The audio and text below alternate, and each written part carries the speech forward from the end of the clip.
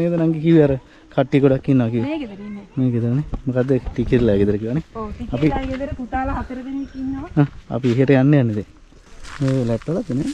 මෙයාලා ගොඩාක් අමාරුවෙන් කුලී වැඩ කරලා මෙයාලා ගොඩාක් අමාරුවෙන් කුලී වැඩ කරලා දුක් පිඳලා තමයි මේ හරියටවත් හදාගත්තේ අර හරිය මෙයාලගේ දෙවෙනි පුතා ඉස්කෝලේ යන කාලේ පුවක් කඩලා නම්මනම් කරලා තමයි අර කාමරේ හදාගත්තේ ඒකත් තියෙනවා. මෙයාලා ගොඩාක් අසරණයි. මෙයාලා මේ වෙන ගෙදරක තමයි ඉන්නේ ගිහිල්ලා. මෙයාගේ අම්මාත් මෙයා බලාගෙන ඉන්නේ. කවුරුද ඉන්නේ කියන්නේ? පවුලේ ඔක්කොම 7 දෙනෙක් ඉන්නවා. 7 දෙනයි පුතාලා 4 දෙනයි මහත්තයයි මායි අම්මයි. ඉන්නේ. මෙයා ඔක්කොටම පිට වෙන එක්කෙනෙක් ඒ වුණාට එයාට අසරණ වුණා.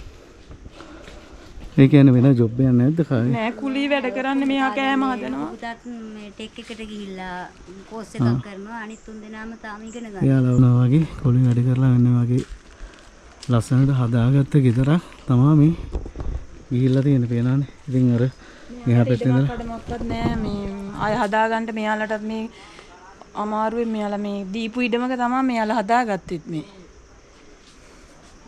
ඉතින් ඒක තමයි මේ ගිහිල්ලා තියෙන්නේ දැන් නේද? මෙයාලට ආයි කොහෙවත් නෑ. එතකොට මේ නම කියන්නකෝ චුට්ටක්. එස් පුෂ්පා කුමාරි. ටිකිරි තියලා තමයි ගමේ කට්ටිය. ගමේ කට්ටිය කියන්නේ ටිකිරි කියලානේ. බෝගහ ගෙදර නේද? මේ contact number යන්න නිකමට කියන්නකෝ අපිට. මොකද මේ දවස්වල නම් මම දැන් මිටින් එකට නිතර කිව්වා. මොකද දුරකථන අංක වැඩ කරන්නේ කියලා දැන් දවස් 4. හැබැයි වැඩ කරાવી. ඉතින් අපි ඒ නම්බර් එක ගන්නේ මොකද ඔයාලට ඒගොල්ලොත් එක්ක කෙලින්ම කතා කරන්න පුළුවන්. ඉතින් නම්බර් එක කියන්න.